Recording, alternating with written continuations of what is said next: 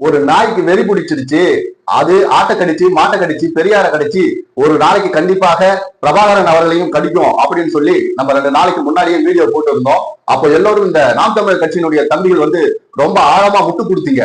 ரொம்ப சரிப்பா. இன்றைக்கு நீங்கள் மதிக்கக்கூடிய நான் மதிக்கக்கூடிய தலைவர் பிரபாகரன் அவர்களுடைய அண்ணன் மகனை பார்த்து உங்களுடைய நான் தமிழர் ஒருங்கிணைப்பாளர் சி மான் என்ன சொல்லியிருக்கார்? புதிய தலைமுறை தொலைக்காட்சி ஒரு பெண் நிருபர் பொதுவெளியில் பேட்டி கேட்கும் போது தேர்மவனேன்னு சொல்லி ரொம்ப கொச்சையாக அசிங்கப்படுத்தி பேசியிருக்கிறார். இது யாரை அசிங்கப்படுத்துவது? தலைவர் பிரபாகரனை அசிங்கப்படுத்துறீங்களா? பிரபாகரன் அவர்களின் அண்ணியை அசிங்கப்படுத்துறீங்களா? இல்ல அந்த ஒட்டுமொத்த குடும்பத்தையே அசிங்கப்படுத்துறீங்களா? சொன்னது யார்? அவருடைய பேரில் அவர் சொன்னதாக சொல்லி அவருக்காக நாங்கள் கட்சி நடத்துகிறோம் என்று நாம் தமிழர் இயக்கம் கண்ட இந்த சீமான், அதாவது நாம் தமிழர் அந்த சீமான் பிரபாகரன் அண்ணியை வேசி அப்படி என்ற அந்த பொருள் பரப்பக்கூடிய அளவில் அவருடைய அண்ணன் மகனை வந்து தேமவன அப்படின்னு சொல்லி ரொம்ப அநாகரிகமாக, அதுவும் ஒரு பெண் நிருபர் பேட்டி கேட்கும் போது ரொம்ப எதற்காலமா கேவலமா பேசிட்டு போயிருக்கிறீங்க. அசிங்கமா இல்ல? வெக்கமா இல்ல? சோத்துல உப்பு போட்டு தானே சாப்பிடுறீங்க. நாங்கள் சீமானை நம்பி போல தலைவர் பிரபாகரனை நம்பித்தான் போயிருக்கிறோம் அப்படின்னு சொல்லி ரொம்ப வீராவசமாக பேசுகிற நாம் தமிழர் தம்பிகளே, கொஞ்சம் யோசிச்சு பாருங்க. இப்படிப்பட்ட ஒரு கேவலமான வார்த்தையை சீமான் மேலது தலைவர் பிரபாகரன் அவர்களுடைய அண்ணன் மகனை பார்த்து சொல்லலாமா? இது நியாயமா? உங்ககிட்ட பதில் இருக்கா? இதுக்கு இந்த இடும்பாவனம் கறிக்கஞ்சி கார்த்தி இருக்கான் இல்லையா, இவன் அதே புதிய தலைமுறையில போய் உட்காந்துக்கிட்டு அங்க சப்ப கட்டு கட்டுறான். பிக்காளி பைய அப்படிதான் வந்து சொன்னாரு, அது ஒண்ணு கெட்ட வார்த்தை இல்ல, அதுக்கு நீங்க பீப் சவுண்ட் போட்டீங்க அப்படின்னு. ஆனா செருப்பால் அடிச்சா மாதிரி புதிய தலைமுறையினுடைய நெறியாளர் கார்த்திகை செல்வன் கிட்டத்தட்ட ஒரு 5 நிமிடங்கள் வந்து அவனுக்கு பாடமே எடுத்தார். சார், பேட்டி எடுத்தது எங்கள் நிறுவனத்தை சார்ந்த ஒரு பெண் செய்தியாளர். அவர் போய் கேட்கிறாரு. அவர் கேட்கிறப்போ என்னாலேயே சொல்ல முடியாத பொதுவெளியில் சாதாரண மக்களும் பேச தயங்குகிற, அதுவும் ஒரு பெண் எதிரில் பேசக்கூட தயங்கக்கூடிய அந்த வார்த்தையை ஒரு கட்சியின் தலைவர் என்று சொல்லக்கூடிய உங்க தலைவர் பேசியிருக்காரு. அதை நாங்க பீட் போட்டுதான் ஒளிபரப்ப வேண்டியதா இருக்கு. இவ்வளவு கேவலமான வக்கிரமான புத்தியோடு இந்த வார்த்தையை பேசியிருக்கிறாரு. அதுக்கு நீங்க வந்து இப்படி சொல்றீங்களே, பிக்காளி பையனா அவர் சொன்னாரு அப்படின்னு திரும்ப திரும்ப கேட்கும் போது அவன் அப்படியே தலையை குனிஞ்சி நெலிஞ்சி, ஏடா செத்து போடா, என்ன சொன்னீங்க? தமிழ் தேசியம்னு சொன்னீங்க. தலைவர் பிரபாகரனை முன்னிறுத்தி நாங்கள் அரசியல் செய்யறோம்னு சொன்னீங்க. ஆனா இன்னைக்கு அவருடைய அந்நியை அசிங்கப்படுத்திருக்கீங்க, அவருடைய பிள்ளையை தேர்மாவன்னு சொல்லி இருக்கிறீங்க. ஏடா பெற்ற தாயவே நீங்க சொல்றவனுக்கு தானடா. சீமான் அவங்க அம்மாவை அசிங்கமா திட்டினாருன்னு சொல்லிட்டு இன்றைக்கு எல்லாரும் வந்து வெளியில சொல்றாங்க. அப்படிப்பட்ட உங்ககிட்ட கண்ணியத்தை எதிர்பார்ப்பது ரொம்ப தப்பான விஷயம்தான். ஆனா இது உங்களுக்கு நல்லதுடா. பெரியாரை சொன்னீர்கள், போராட்டத்தால் நாங்கள் எதிர்த்தோம். அப்ப என்ன சொன்னீங்க? நாங்க பிரபாகரன் பிள்ளைகள் சொன்னீங்க. இன்றைக்கு பிரபாகரனுடைய குடும்பத்தையே அசிங்கப்படுத்திருக்கிறீங்க. இதுக்கு என்ன பதில் சொல்ல போறீங்க? ஒரு தேசிய தலைவரை, ஒரு தமிழினத்தின் தேசிய தலைவராக ஏற்றுக்கொண்டிருக்கிற ஒருவரை உங்களுக்கு மட்டும் சொந்தம் கொண்டாடி கொண்டிருந்த நீங்கள், சரி வச்சுக்கிட்டு போங்கடா, அவர் மூலியமா நீங்க வந்து நல்லது செய்யறதுனா செய்யுங்கடா நாங்களும் விட்டா, நீங்க அவர் குடும்பத்தையே வந்து தேர்மாவை போட்டு பேசுறீங்கன்னாக்கா உங்களுக்கு எவ்வளவு வந்து வன்மம் வக்கிரமம் பைத்தியம் பிடிச்சிருச்சா, வெறி பிடிச்சிருச்சா? ஏன் இந்த சீமான் இப்படிப்பட்ட வேலையெல்லாம் செய்யறாரு? யாருக்கு அடிமையாக இந்த வேலையை செய்து கொண்டிருக்கிறார்? ஒரு தார்மீக நாகரிக அரசியல் எடுத்துக்கிட்டு போங்க. ஆனா உனா பெரியார் பேசுனா நடுவுல கட் பண்ணி வார்த்தைகளை எடுத்துட்டு வரீங்க. விவாதத்துக்கு வரமாட்டேன்றீங்க. பெரியார் சொன்னார், யார் இல்லைன்னு சொன்னார்? பெரியார் பொது மேடையில் பெரியவர்களே, தாய்மார்களே, தேவிடா புள்ளிங்களே அப்படின்னு சொன்னார். அந்த இடத்துல அங்க இருந்து கூடியிருந்த எல்லா மக்களும் அப்படியே கொஞ்ச நேரம் சற்று நேரம் அப்படியே நிசப்தமா உட்கார்ந்து இருந்தாங்க. அவர் பேசினார். அந்த ஆடியோ வீடியோ அப்படியே இருக்கு. இல்ல யாருமே சொல்லல. பெரியார் சொன்னார். ஏன் சொன்னார்? ஏண்டா இப்ப நான் சொன்ன உடனே எல்லாரும் ஷாக்காய் உட்காந்துட்டு இருக்கிறீங்களே, நீங்க எல்லாம் இந்துன்னு சொல்றானே, இந்துன்னா என்ன? மனு தர்மத்தை எடுத்துட்டு வராரு. இந்துனாலே மனு தர்மம். மனு தர்மத்துல என்ன சொல்லுது? தலையில பிறந்தவன் பிராமணன், தோல்ல பிறந்தவன் சத்திரியன், தொடையில பிறந்தவன், காலில் பிறந்தவன் சூத்திரன். சூத்திரன்னா என்ன? சூத்திரன்னா மனு தர்மத்துல பிராமணர்களுக்கு வப்பாட்டியாக இருக்கக்கூடியவர்கள், வேசி மதங்கள், தெவிடியா புள்ளன்னு சொல்றாண்டா.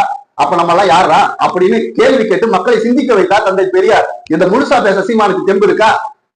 முழுசா பேச மாட்டான். சரி இவனும் பேசிட்டு போறான்னு சொல்லி நம்மளும் அப்படியே கடந்து போனா, பெரியார் அந்தந்த காலகட்டத்துக்கு ஏற்ப அவர் பேசியிருக்கிறார். அவருடைய பேச்சுக்களில் முரண்பாடுகள் இருக்கத்தான் செய்கிறது. அதை விமர்சனம் பண்ணுங்க, நியாயமா பண்ணுங்க. பெரியார் விமர்சனத்துக்கு அப்பாற்பட்டவர் கிடையாது. ஆனா அவர் வந்து கன்னடக்காரர், தெலுங்கர். நீங்களா ஒரு யூரின் டெஸ்ட் எடுத்து எதுனா ஒண்ணு எடுத்துட்டு வந்துடுறீங்க. காடுகள் எங்கேயோ வந்து இங்க எழுதிட்டு போன புத்தகத்துக்கு மட்டும் காடுகள் சொல்லிட்டாரு திராவிடம் என்பது சமஸ்கிருதத்துல இருந்து வந்த வார்த்தை அப்படின்னு சொல்லி. ஏன் தமிழ்நாடும் கர்நாடகாவும் ஆந்திராவும் கேரளாவும் ஒன்றிணைந்த ஒரு இதுவா தானே இருந்தது. அது திராவிட மண்ணாக தானே இருந்தது. பின்னாடி மொழிவாரியாக உணர்வு ஏற்பட்டு பிரிஞ்சு அவங்கவுங்க போயிட்டாங்க. எல்லாம் நம்ம சகோதரர்கள், தொப்புள் கொடி உறவுகள்.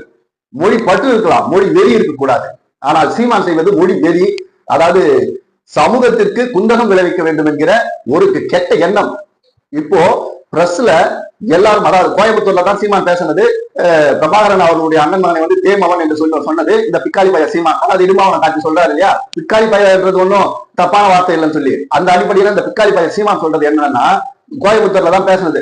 கோயம்புத்தூர் பிரஸ் கிளப் என்ன பண்றாங்கன்னா, திருக்குறள் மாதிரி 2 வரியில பொது இடத்தில் ஒரு பெண் நிருபரிடம் அநாகரிகமாக கெட்ட வார்த்தையில் பேசியதற்காக பானை நாங்கள் வன்மையாக கண்டிக்கிறோம், மன்னிப்பு கேட்கிறோம் அவங்க பிரஸ் கிளப் போட்டாங்க. இத்தனைக்கும் அந்த கேள்வி கேட்ட பெண் நிருபர் வந்து புதிய தலைமுறையில, அதாவது கோயம்புத்தூரோட செக்ரட்டரி, அந்த பிரஸ் கிளப்போட செக்ரட்டரி. அதாவது 2 நாளைக்கு முன்னாடிதான் உயர்நீதிமன்ற நீதியரசர் மஞ்சுளா, மதிப்புக்குரிய மஞ்சுளா அம்மா அவர்கள் வந்து என்ன சொல்றாங்கன்னா, அதாவது செக்ஷுவல் ஹராஸ்மெண்ட் என்றது நீ கையை பிடிச்சி இழுத்து துணியை பிடிச்சி அவுத்து இதெல்லாம் கிடையாது. வார்த்தையாலேயோ செய்கையாலேயோ அவர்களுக்கு துன்பம் தரக்கூடிய எந்த செயலை செய்தாலும் அது வந்து செக்ஷுவல் ஹராஸ்மெண்ட் சொல்லுது. அந்த அம்மா டெபினேஷன் கொடுத்திருக்காங்க. அந்த அடிப்படையில் சீமான் ஒரு பெண் நிருபரிடத்தில் இப்படி கெட்ட வார்த்தையில் தேமவனேன்னு சொல்லி பப்ளிக்ல சொல்லிட்டு போறது செக்ஷுவல் ஹராஸ்மெண்ட். அவன் மேல வழக்கு போடணும், இந்த பிக்காளி பையன் மேல வழக்கு போட்டு பதிவு செய்யணும். இந்த நாம் தமிழர் தம்பிகள் முட்டு கொடுப்பீங்களே, இது என்னன்னு சொல்லுங்க. இது வந்து லைவ்ல போனது. லைவ்ல இந்த உலகம் முழுக்க பார்த்திருக்கு. பிரபாகரன் அண்ணன் மகனை தேமவனை ஏன் சொல்ற? நீ பெரியாரை விமர்சனம் செய்யும் போது பிரபாகரன் அவர்களுடைய அண்ணன் மகன் அவர் என்ன சொல்றாரு? நீங்க எதுக்கு திராவிடத்துக்கும் ஈழத்துக்கும் நீங்க எதுக்கு முடிச்சு போடுறீங்க? ஈழத்துக்கான தலைவர் பிரபாகரன், தமிழ்நாட்டுக்கான தலைவர் பெரியார் இருக்கும்போது எந்த முரண்பாடும் இல்லாத போது நீங்க எதுக்கு தேவையில்லாம பெரியாரை சீண்டுகிறீர்கள்? எங்களுடைய சித்தப்பா பேரை நீங்க வச்சுக்கிட்டு, எங்களுடைய கொடியை நீங்க வச்சுக்கிட்டு, எங்களுடைய தேசிய கீதத்தை நீங்க இசைச்சு பாடிக்கிட்டு மாவீரர் தினத்துல இந்த வேலையை செய்ய உங்களுக்கு என்ன உரிமை இருக்கு? என்ன ரைட்ஸ் இருக்கு? அதாவது இதையெல்லாம் கேட்பதற்கு பிரபாகரன் அவர்களுடைய அண்ணன் மகனுக்கு எல்லா உரிமையும் இருக்கு. ஏன்னா அவர் வந்து ரத்த சொந்தம், சட்டப்படி அவருக்கு எல்லா உரிமையும் இருக்கு. நீங்கள் அவருடைய பேரை காப்பாத்துங்க, காப்பாத்த கூட வேணாம், அவர் பேரை கெடுக்காம இருங்க. ஏன்னா இன்னைக்கு பல நாம் தமிழர் தம்பிகள் வந்து வெறுத்து போய் வெளியில போயிட்டாங்க. இன்னமும் மூளையில வந்து சாணியை வச்சுக்கிட்டு சிந்திக்க திறன் இல்லாம பல பேர் வந்து முட்டு கொடுக்குறீங்க. இப்ப என்ன திட்டத்தாலும் உங்களுக்கு என்ன வரப்போகுது? ஒண்ணும் கிடையாது. பைத்தியக்காரன் எவனோ போடுறான்னு சொல்லிட்டு நம்ம போயிட்டே இருப்பேன். இன்னைக்கு பிரபாகரன் அவர்களை வந்து இப்படி கொச்சைப்படுத்துறது, அவர் குடும்பத்தை அசிங்கப்படுத்துறது எங்களுக்கு எரியுது. நாங்களும் நேசிக்கிறோம், எங்களுக்கும் ஈழத்தின் மேல் பற்று இருந்தது. பிரபாகரன் அவர்களை நாங்களும் விரும்புகிறோம், உலகத்தில் இருக்க எல்லாரும் விரும்புறாங்க. இன்னைக்கு இலங்கையில அமைதி திரும்புது, எல்லாமே நடந்துகிட்டு இருக்கு அப்படின்னு செய்திகள் வருது. ஆனால் அது உண்மையா என்ன என்பது கள நிலவரங்கள் தான் சொல்லும். ஆனால் அந்த மக்கள் நல்லாக இருக்கணும், நன்றாக வாழ வேண்டும் என்பதுதான் நம்மளுடைய ஆசை. அதற்காகத்தான் அவர் போராடினார், போராடி தன்னுடைய உயிரை வந்து வீரமரணம் அடைந்தார். ஆனா கடைசியில அவர் பேர்ல கட்சி ஆரம்பிச்சு, அவர் பேர்ல திறநிதி திரட்டி வைக்க வளர்த்துட்டு வளர்ந்த பிறகு இன்னைக்கு அவர் தேவையில்லை, பெரியார் தேவையில்லை, வேற என்னதான் வேணும் உங்களுக்கு? இதெல்லாம் ரொம்ப கேவலமான விஷயம். பொட்டம்மானை வந்து எழுத்த போதே இந்த ஈழத்தமிழர்கள் எல்லாம் உஷாரா இருக்கணும். ஆனா இன்றைக்கு ஈழத்தமிழர்கள் எல்லோரும் ரொம்ப கொந்தளிச்சு போயிருக்காங்க. தமிழ்நாட்டு மக்களும் கொந்தளிச்சு போயிருக்கிறார்கள். சீமான் ரொம்ப கேடு கட்ட ஒரு நபர், பிக்காளி பைய. அவருனா 7 முறை கருத்தளிச்சாரா தலைவர் பிரபாகரன் வந்து? இதான் சொல்லி கொடுத்தாரா? ரொம்ப பேசக்கூடாது. சரி, சீமான் அவர்களும் வந்து அவர் ஏதோ இந்த நேரத்துல பேசுறாரு, ஆனா அவரும் புரிந்து கொள்வார் நம்ம வந்து பாக்குறோம். ஆனா அவர் புரிந்து கொள்ற மாதிரி தெரியல. பித்த மண்டைக்கு ஏறி முத்தி போச்சு. நீ பெரியாரை தொட்டா பெரியாருக்கு வந்து பேசுறாருன்னு சொன்னா அவர் ஏன் பேசுறாரு, எதுக்கு பேசுறாரு, எந்த காலகட்டத்தில் பேசுறார், நீ இந்த துண்டா சொல்ற இல்லையா? இதுக்கு எல்லாத்துக்கும் விளக்கம் கொடுக்க நாங்க தயாரா இருக்கிறோம். ஆனா அதை விட்டுட்டு நீ என்ன உருட்டினாலும் யாரும் நம்ப போறதில்லை. ஆனா கடைசியில வந்து பிரபாகரன் அவர்கள் குடும்பத்தையே வந்து நீ இவ்வளவு கேவலப்படுத்தும் போது இதுக்கு மேலையும் இந்த தமிழ்நாடும் சரி, ஈழ மக்களும் சரி பொறுமையாக இருக்க மாட்டார்கள். இந்தியாவில் தடை செய்யப்பட்ட அமைப்பு விடுதலை புலிகள் அமைப்பு, அதனுடைய தலைவர் இறந்த மேலகு தலைவர் பிரபாகரன், அவருடைய புகைப்படத்தை வைத்து உன்னால் ஓட்டு கேட்க முடியுமா? தந்தை பெரியார் புகைப்படத்தை போட்டு திராவிட முன்னேற்ற கழகமோ, அண்ணா திராவிட முன்னேற்ற கழகமோ, விடுதலை சிறுத்தைகளோ, பாட்டாளி மக்கள் கட்சியோ, காங்கிரஸோ எல்லா கட்சியும் ஓட்டு கேட்கும். உன்னால முடியுமா? ஏன்டா இப்படி ஒரு ஜார் வயிற்றுக்கு ஒரு ஈன பொழப்புக்கு தலைவர் பிரபாகரன் குடும்பத்தை இவ்வளவு கேவலமா கேள்வி கேட்டா பதில் சொல்லிட்டு போ, நாகரிகமா பதில் சொல்லிட்டு போ. அதை விட்டுட்டு அவரை ரொம்ப அசிங்கம் பத்தி உன்னை இந்த உலகமே பார்த்து சிரிக்குது சீமான். உன்னை பைத்தியக்காரன் சொல்றதா, இல்ல வந்து கூலிக்கு மாரடிக்கிறவன்னு சொல்றதா, இல்ல உங்க இரும்பாவன் காத்து சொல்றாரு பிக்காளி பையன் உன்னை சொல்றதா? இதுக்கும் வந்து நாம் தமிழ் தம்பிகள் முட்டு கொடுத்தாலும் வச்சுக்க, அவன மாதிரி ஒரு அறிவு கெட்ட முட்டாள் கூட்டம் இந்த உலகத்திலேயே கிடையாது. பிரபாகரனுக்காகத்தான் நாங்க நாம் தமிழர் இருக்கிறோம் அப்படின்னு சொல்றோம். உங்களுக்கு சூடு சொன்ன ரோஷம் இருந்தா கேளுங்க உங்க அண்ணனை.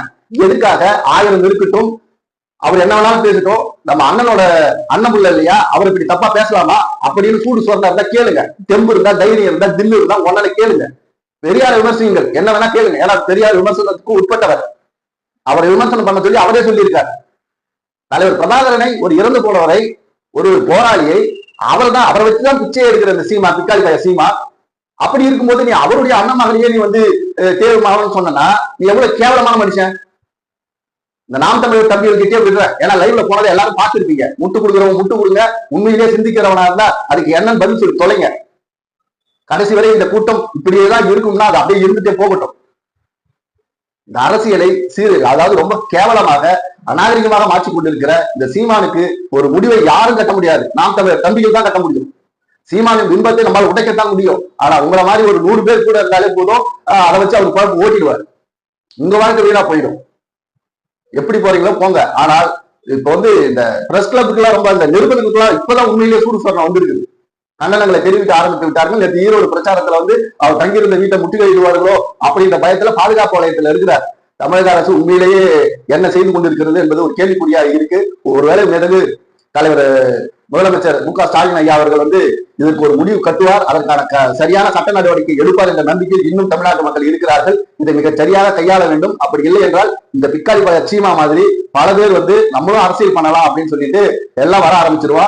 தமிழ்நாடு மீண்டும் பின்னோக்கி போவதற்கு இந்த திராவிட ஆட்சி காரணமாக இருந்துவிட, நாம காரணமாக இருந்துவிடக் கூடாது என்று ரொம்ப பணிவோடு முதல்வரை கேட்டுக்கொண்டு, பெரியாரையும் அம்பேத்கரையும் காரல் மார்க்ஸையும் படியுங்கள், நிறைய புத்தகங்களை வாசியுங்கள், உங்களுக்கு தெளிவு பிறக்கட்டும் என்று கூறி உங்களிடமிருந்து விடைபெறுகிறேன். நம்முடைய சேனல் கண்ணை நம்பாதே, நாட் 7 லைக் பண்ணுங்க, ஷேர் பண்ணுங்க, சப்ஸ்கிரைப் பண்ணுங்க, மறக்காம பெல் பட்டனை கிளிக் பண்ணுங்க. நன்றி, வணக்கம்.